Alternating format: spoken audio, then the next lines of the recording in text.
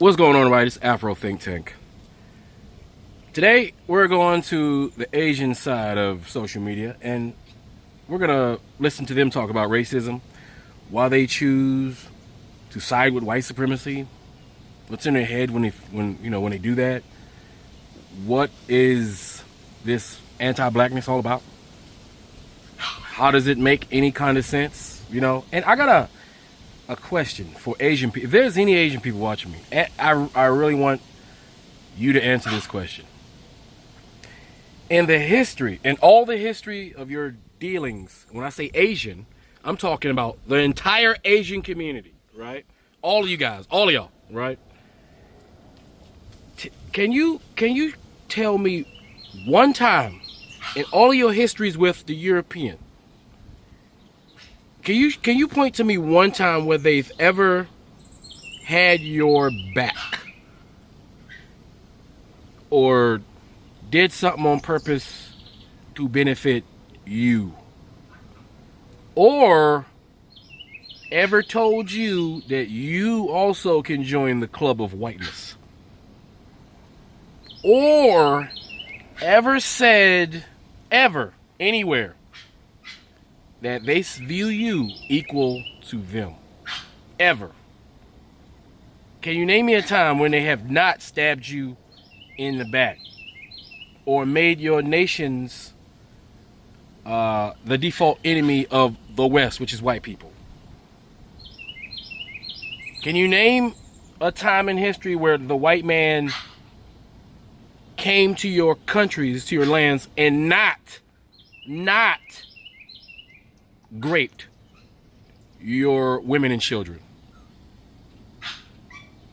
Can you name me any time in history where white people have not purposely taken advantage of you to take your stuff? Have white people ever given you proper representation in Hollywood, in media? Have they ever platformed a strong lead Asian male in a franchise continuously? I mean, can you name any support? Anything will do, anything white people or the West has ever done, ever, in the history of all whitedom, in the history of all Westerndom, which means whitedom, all right? Have they ever, in any instance, ever, as a group of people, as a culture, as a race, as Europeans, have they ever in life, ever given you a semblance of respect? Ever? Have they ever come to you in earnest at all, ever? Can you name an instance at which, when doing business with Europeans, white people, that you knew that you were not combating purposeful corruption, espionage, and sabotage? I mean, anything, right? Because I'm just trying to figure out, because you guys are very rational, right? Asians in general are very rational. And I believe that because of the way you guys, the way your culture is set up, that once you learn a piece of data, you guys usually take that and you improve, right? You guys are known for that. So with all this data, right, at this point, is there a conservative cultural inclination to maintain the ignorance that has been permeating in certain portions of your community as far as how you treat black people who has historically never done anything to you? Because if you can, please, can you name me a time in history, and it's okay if you go way back, to where African people colonized and raped, murdered your people, disenfranchised your nations, and committed genocide and all that? Can you name an African group of people who's ever done that? And we're not going to include the ones that participated in military campaigns, because they don't count. All right, I'm talking about African nations, because you guys hate us so much, right? Can you name it? Can you name a reason, a really good, compelling reason to actually, with your own perspective, not based off what white people taught you, but through your own perspective, just cutting out white and Europeans, can you actually pinpoint a reason for you not to like or discriminate against black people? Can you find anything superior about you over black people and black nations in real life? That means you gotta do real research. Because I know how Asian countries are really set up, and I know how African countries are really set up, and they're not too different. They're not too different, and real people know that. Fuck what they show you on TV. I know, okay? So, yeah. So, we pretty much should be natural allies, right? Got common enemies, common struggles, even our cultures are similar in certain ways, right? Can you please name me, going back again, what would make you choose them over us? I really want to know the answer to that question. Anyway, you guys tell me what you think in the comment section. It's Afro Think Tank. Learn something, teach something. I'm out. Let's be clear, white supremacy doesn't mean white supremacists or that we're blaming white people. White supremacy is an underlying system within our society that places whiteness as the norm or frame to base everyone else on and creates harmful structures and ideas about other racial groups. It's not just about white people. You can see in this pyramid, for example, that things like saying it's just a joke all the way to hate crimes all uphold white supremacy just in varying degrees. Anyone, including BIPOC, can subscribe to these ideas and uphold white supremacy, not just white people. It's not a collection of individual acts of hatred or prejudice or discrimination, but an oppressive system of various institutions working together. So in this video, which made some people pretty upset when I said the violence against Asians occurring as a symptom of white supremacy, means that people are feeding into false ideas created by white supremacy, like that Asians caused the coronavirus. It doesn't mean I'm blaming white people, it means I'm looking at larger underlying issues. I'm mad at Asian Americans because why are we so smart but so silent? What's with the silence? I suspect that if we opened our mouths, we would side with black people and other brown people as the real American heroes. Yeah, we're brown, not white. But this would disrupt the white supremacy brainwash we're caught in. And deep down, we hate ourselves for siding with whiteness. We know they're wrong. Our silence is the sound of us hating ourselves. But that's the Squid Game trap that they set for us, an Asian American matrix that messes with our reality. And it's all based on hating black people. You know, the ones we're all secretly trying to copy, even the white peoples. White supremacy isn't smart, but it's tricky like that. You like being tricked? I don't know any Asians who put up with that. We gotta decolonize ourselves and find Asian joy. Therein lies our voice. If someone ever starts a sentence with "we Asians," just know that motherfucker is not Asian. Following the H Mart Gate drama, it seems as though we've had quite a productive conversation and that Asians have finally woken up from the shackles of white supremacy. But from my perspective, I don't agree.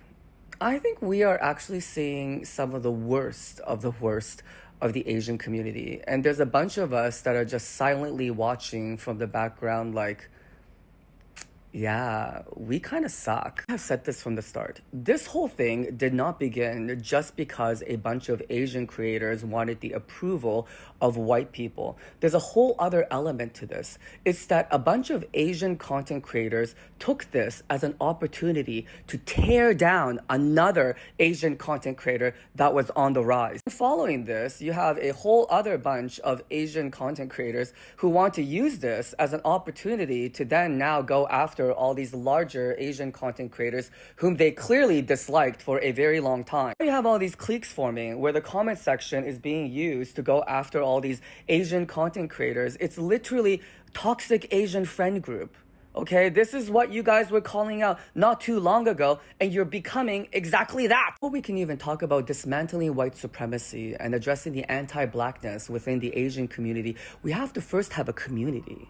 How are you going to mobilize the community to do anything when you don't even have a community? A lot of us grew up in a household where we were constantly being compared with other Asian kids. Like, oh, you got into that school? But the Wang family's son got into an even better school. Why can't you be more like him? A lot of us then have this built-in mentality where we see other Asian people as competition. A lot of Asian people really struggle seeing other Asian people succeed. And I'm not saying that we should give Asian people a pass to be problematic simply because they're Asian, but but there are multiple approaches here other than calling this person out. I know from Psychology 101 that positive reinforcement is a better driver of change than punishment. So calling people out is actually not a very effective way to drive change, but it is dramatic.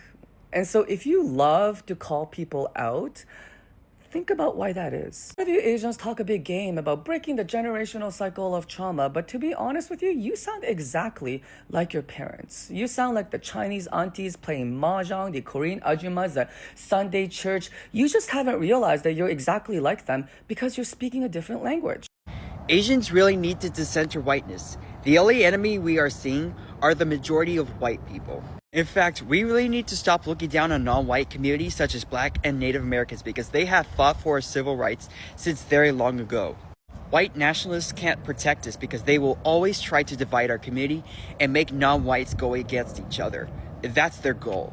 During the Philippine-American War, many of the Black communities chose to side with the Filipino community because they see the white people are the oppressors and tried to colonize the Philippines. And they did, and we need more Asian and Black solidarity in order to stop white supremacy. We can't erase racism, but we can stand solidarity with many non-white communities in order to fight against colonialism and imperialism. Actually, the media calls it out more when it's a Black person. Professor Janelle Wong studied the media coverage of anti-Asian incidents, released her findings. Guess what? There's no empirical basis that it is predominantly Black people attacking Asian elders. What about Jennifer Ho, another professor of Asian American Studies? Oh, she also found that the prevailing media narrative that this is mainly at the hands of Black folks, also not true. But Kyla, I just saw this video. As Karthik Ramakrishnan, the founder of AAPI Data said, Black folks are a community that are over-policed and over-surveillance, and so the media has a lot of footage that they can use to build this false narrative. And yes, there is a higher proportion of people of color attacking Asians, but 75% of the incidences, still white perpetrators. Hey, Clarissa with no profile picture engaging in divide and conquer and inaccurate racial stereotypes. You are the only person in this equation who is upholding white supremacy. Now, it happens that a lot of my content does cover that it is necessary for Asian Americans to fight against our weaponization by white supremacy for the purpose of harming other people of the global majority in the United States, and that it harms Asian Americans as well. But there is a difference between being weaponized by white supremacy to cause harm to others and benefiting from white supremacy. I have a couple of playlists if you care to learn, but I doubt that you do. So relevant to what is important to you, I find it interesting that I make a whole video about how people can learn about Project 2025 and 2 things that we can do to prevent it from being implemented, but you characterize me as not caring. I suspect that if I was sobbing and crying hysterically and spelling out my oppression fantasy in case Project 2025 is implemented, then you would say, oh, that person really cares. But you know why we respond to that? It's because of white woman tears. It's the race to innocence and the weaponization of helplessness. So let me see if this will convince you that I care. This has taken me 56 tries to film because I've never asked for anything on my channel, never ever, and I hate that I'm having to do this right now, but I'm so scared of Project 2025, and I know that a lot of you are too. So what I need people to do, especially if you're somebody who can pass as a white conservative, is I need you to go to Project 2025's website, and I need you to sign yourself up for the personnel database, and then I need you to start taking the online on-demand academy courses so that in case, oh god, it's too scary. So that in case Project 2025 happens, we'll have qualified and eligible prepared people ready to take the call to go work in DC as political appointees to fight from inside. Can you please do that for me? And it's not just for me, it's for all marginalized people. It's for all of us because it's just so horrible. And if you can't do that because you're too lazy or privileged or insensitive, when the tanks start rolling down the street for us, we'll have you to blame because you wouldn't sign up for the personnel database. Better? See, I actually think a lot of people think it's a superiority thing, but I almost think if we're associated with a white person, then we won't get mistreated anymore because it's we get to hide behind them. I can kind of see what you're saying. I don't. Fuck them again. Fuck Them and you is not friend. Fuck them. Them no need to be in your life. So why you making them cause you nothing but trouble and strife? Fuck them. I pray all of the billionaires who exploit the lower class fucking die. And they get licked down, put in the ground, dug up, and then fucking told to die again. Bitch ass fuck. Fuck is you talking about? Amen. And I'm in it to win it, unlimited under a minute, 100%. I give it until my shit is diminished. They call me Dennis the Menace, and all these niggas are winners. The way I tended the business, I should've had an apprentice. I think I'm getting the hang of it, controlling, maintaining it. Really ain't no explaining it. How advantage obtaining it early. This shit was straining me. Now my body's sustaining it. Bail miners complaining, cause now it ain't no containing me. Let me slow it down. Picture on the mound, make you play catch with these words that I throw around. I strike fear when I roar, and you know the sound. Everybody in this world avoid know what's going down. Talk style, but it really ain't a thing to me. More swag than a Kai and a Supreme lady. Hoping the universe still got a ring to me. Full power, I ain't even throw a beam. Who taught you to hate the texture of your hair? Who taught you to hate the shape of your nose? Who taught you to hate the color of your skin to such extent that you bleach? Who taught you to hate yourself from the top of your head to the soles of your feet? Before you come asking Mr. Muhammad, does he teach hate, you should ask yourself, who taught you to hate being what God gave you?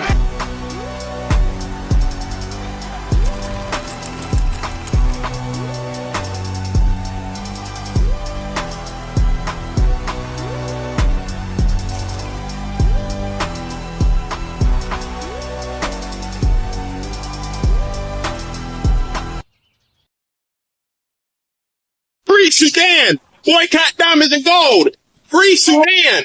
Boycott diamonds and gold! We most definitely cannot forget about the people of Sudan!